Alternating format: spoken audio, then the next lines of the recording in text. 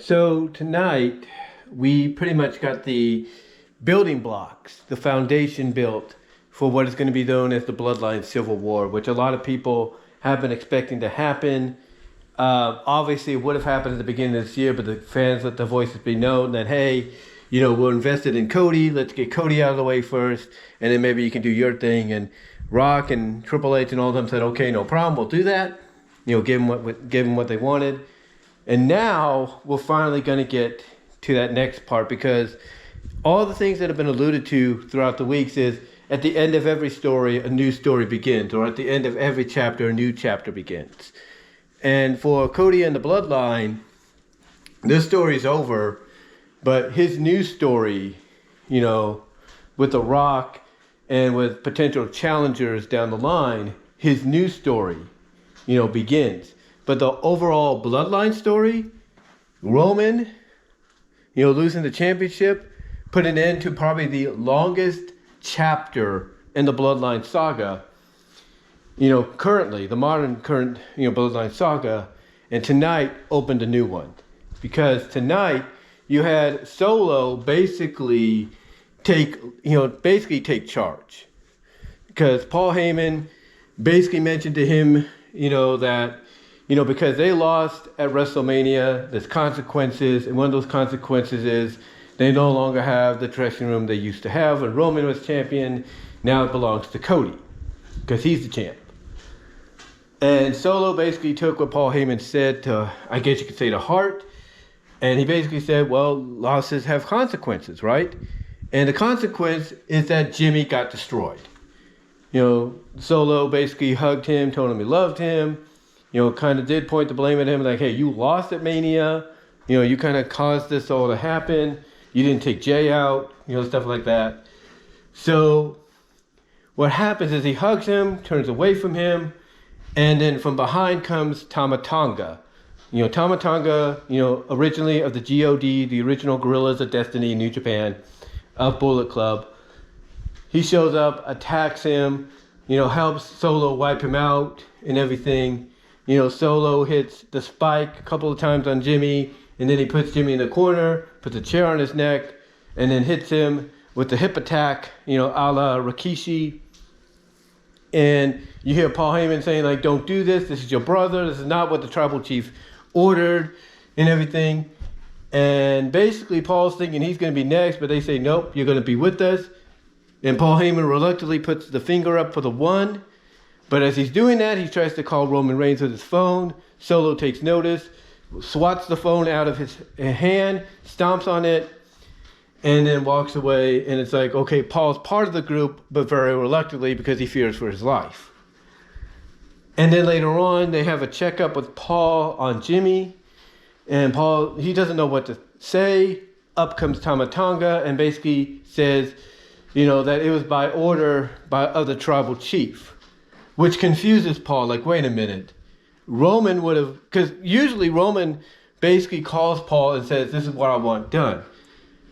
Paul's like, what does that mean? Because after Tama tells him that, Solo shows up, shows the finger, smiles, sinisterly, and then walks off as well. And, Paul's like, what does that mean? By order of the tribal chief. And now you got, this foundation built going into the rest of this year. Going into SummerSlam, possibly into Survivor Series with War Games, into WrestleMania next year. You got a foundation built now to where, as the weeks and months go on throughout the rest of this year and into next year, going from Backlash to the King and Queen of the Ring, to Money in the Bank, to SummerSlam, and so on. You got this foundation built now for the next chapter. You got the first page of the new chapter written. And this is bound to be, from what's being described as the more violent, more destructive chapter when it comes to the Bloodline.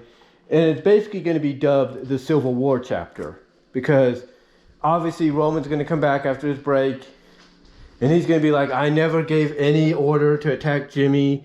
He may acknowledge, I was going to punish Jimmy for losing, but he's going to be like, but I wasn't going to punish him like this. You know, like this is taking it too far. He's going to say, I never made any order.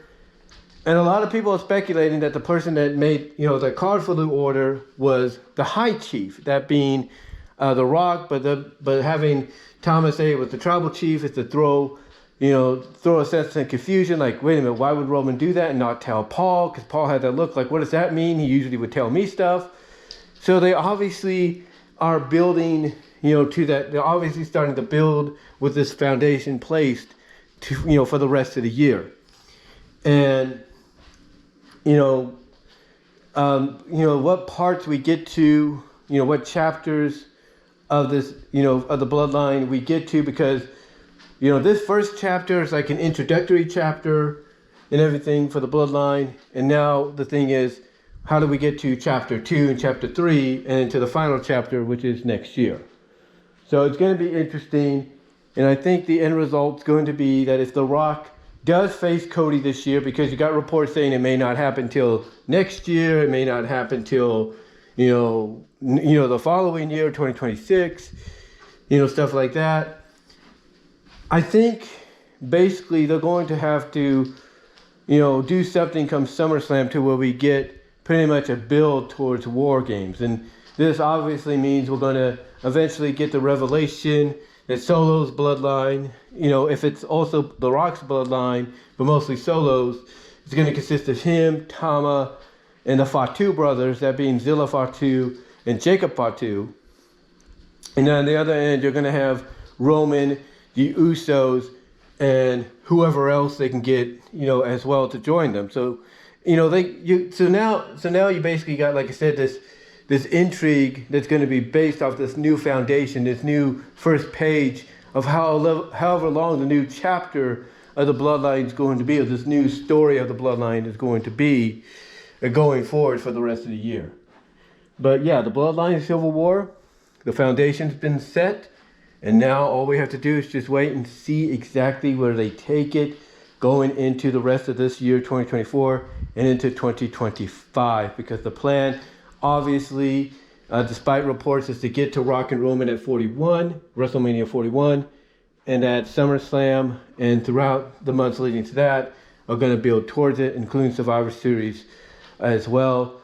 And look, Roman, when he was, tribal chief, and people acknowledging him, there were moments, depending on who he was against, people were cheering him. They popped for him. They loved him. They acknowledged him. They were for him. And obviously, we're going to see that result, in full force of people being for him and, with him when he comes back, whenever that might be. But yeah, it's got people talking. It's got people wondering, what's next and everything. But the foundation's been built. The first page of the new story, the new chapter in the bloodline has been written. And now we just go from here. But what are your thoughts on what we saw tonight on SmackDown with the bloodline? Who do you think is behind it? Do you think it's an uprising by Solo himself? Or do you think The Rock is the one they ordered to hit and then told him to make it sound like it was Roman that made the order, but it really wasn't? And we find the truth out, later on.